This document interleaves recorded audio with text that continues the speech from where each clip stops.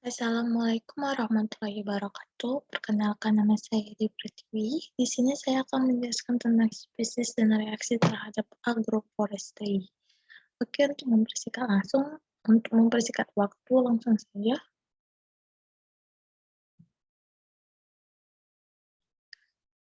Sebelumnya saya akan menjelaskan tentang penerapan jenis tanaman agroforestry. Penerapan sistem agroforestry akan semakin besar karena petani umumnya mempunyai lahan yang terbatas. Salah satu kunci keberhasilan agroforestry adalah pemilihan jenis dan pengaturan tumbuhan yang tepat, sehingga tidak terjadinya persaingan antar jenis tanaman kayu-kayuan dan tanaman semusiman. Jenis tanaman kayu yang tepat untuk dikembangkan di daerah pegunungan adalah jenis magnet, jenis tanaman kayu khas Pulau Jawa. Secara alami, magnet permudaannya akibat sifat benih yang reakalisitran, namun memiliki nilai yang penting bagi masyarakat di daerah tropis karena memiliki nilai ekonomi yang tinggi. Selanjutnya adalah jenis agroforestry, yaitu satu sistem agroforestry sederhana dan dua sistem agroforestry kompleks. Sistem agroforestry sederhana adalah suatu sistem pertanian di mana pepohonan ditanam secara tumpang sari dengan satu atau lebih jenis tanaman semusim. Pepohonan bisa ditanam sebagai pagar mengelilingi petak lahan tanaman pangan secara acak dalam petak lahan atau dengan pola lain, misalnya berbaris dalam larikan sehingga membentuk lorong atau pagar. Jenis-jenis pohon yang ditanam juga sangat beragam. Bisa yang bernilai ekonomi tinggi, misalnya kelapa, karet, cengkeh, kopi, kakao atau coklat, nangka, belinjau, petai, jati, dan mahoni, atau yang bernilai ekonomi rendah seperti dadap, lamtoro, dan kaliandra. Jenis tanaman yang semusim biasanya berkisar pada tanaman pangan yaitu pada padi, jagung, kedelai, kacang-kacangan, ubi kayu, sayur mayur, dan rerumputan atau jenis-jenis tanaman lainnya.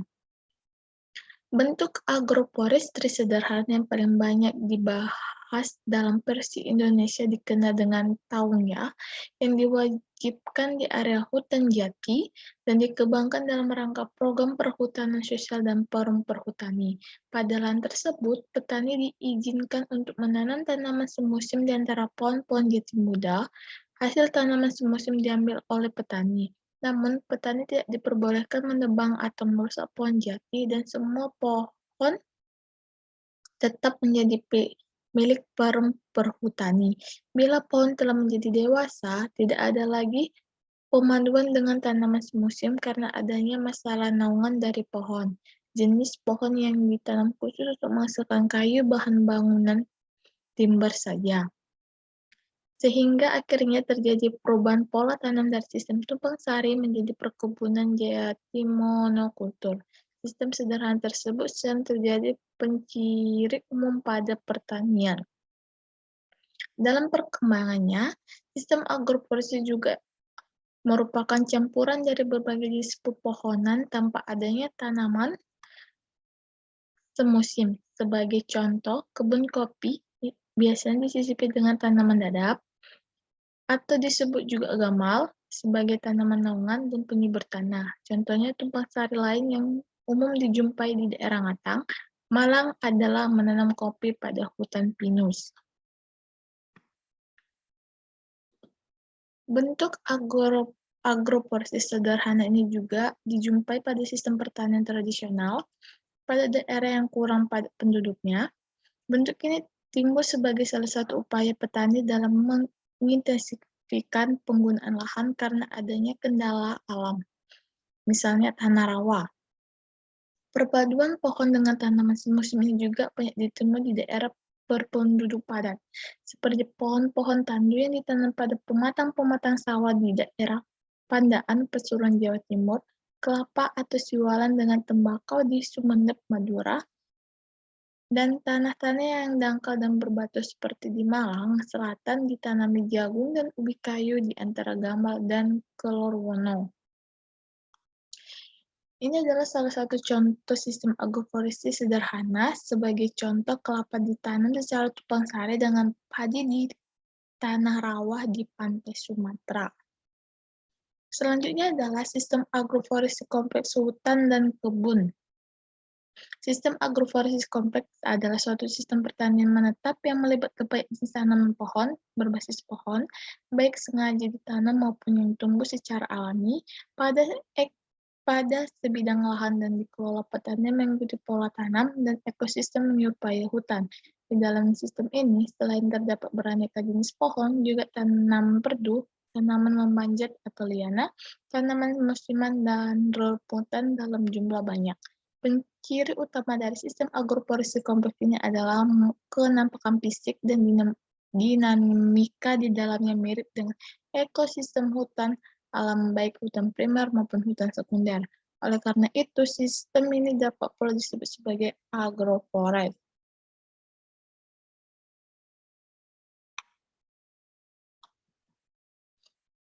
Berdasarkan jaraknya terhadap tempat tinggal, sistem agroforestry kompleks ini dibedakan menjadi dua, yaitu kebun atau pekarangan berbasis pohon home garden yang letaknya di sekitar tempat tinggal, dan agroforest yang biasanya disebut hutan yang letaknya jauh dari tempat tinggal.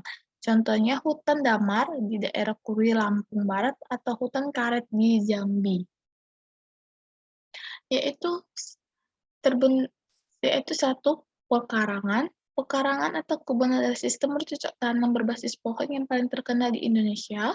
Selama berabad-abad, kebun yang umum dijumpai di Jawa Barat adalah sistem pekarangan yang diawali dengan penebangan dan pembakaran hutan atau semak belukar, yang kemudian ditanami dengan tanaman semusim selama beberapa tahun. Pada fase kedua, pohon buah-buahan, durian, rambutan, pepaya, pisang ditanam secara tumpang sari dengan tanaman semusim. Pada fase ketiga, beberapa tanaman asal hutan yang bermanfaat dibiarkan tumbuh sehingga terbentuk pola kombinasi tanaman asli setempat, misalnya bambu, pepohonan penghasil kayu lainnya dengan pohon buah-buahan. Pada masa ini, tanaman semusim yang tumbuh di bawahnya amat terbatas karena banyaknya naungan. Fase perbauran berbagai jenis pohon ini sering disebut dengan fase talun. Dengan demikian, pembentukan talun memiliki 3 fase, yaitu kebun, kebun campuran, dan talun. Selanjutnya adalah agroforest. Agroforest biasanya dibentuk pada lahan bekas hutan alam atau semak belukar yang biasa diawali dengan penebangan dan pembakaran semua tumbuhan. Pembukaan lahan ini biasanya dilakukan pada musim kemarau. Pada awal musim penghujan, lahan ditanami pada padi yang disisipi tanaman semusim lainnya, misalnya jagung dan cabai, selama 1-2 kali panen.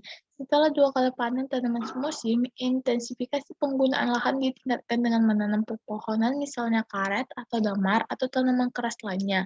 Pada periode awal ini terdapat perbauran sementara antara tanaman semusim dengan pepohonan.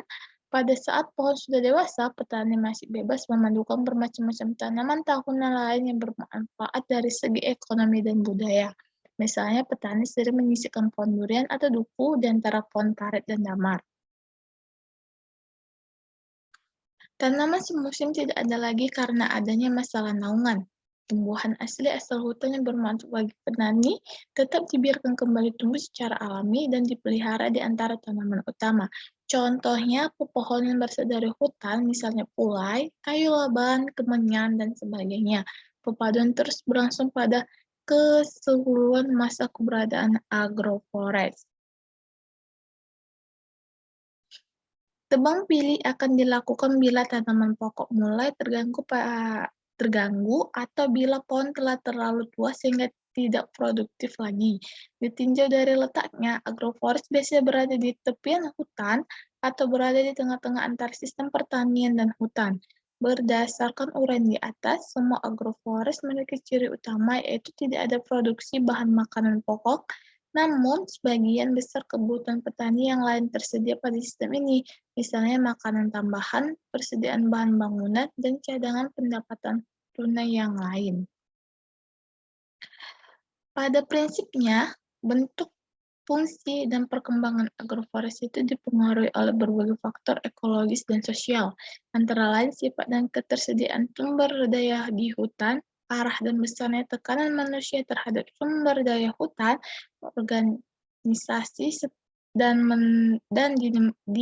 dinamika usaha tani yang dilaksanakan, sifat dan kekuatan aturan sosial dan adat istiadat setempat, tekanan kependudukan dan ekonomi, sifat hubungan antara masyarakat setempat dengan dunia luar, perilaku ekologis dari unsur-unsur pembentuk agroforest, stabilitas struktur agroforest, cara-cara pelestarian yang dilakukan.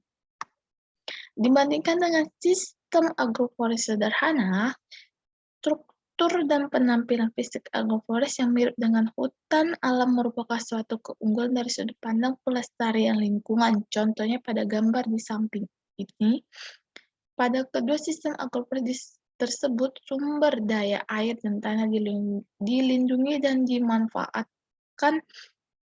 Kelebihan agroforest terletak pada pelestarian, sebagaimana besar keanekaragaman flora dan fauna asal hutan alam. Demikianlah penjelasan tentang spesies dan reaksi terhadap agroforestry menurut saya. Kurang lebihnya saya mohon maaf. Demikian, wassalamualaikum warahmatullahi wabarakatuh.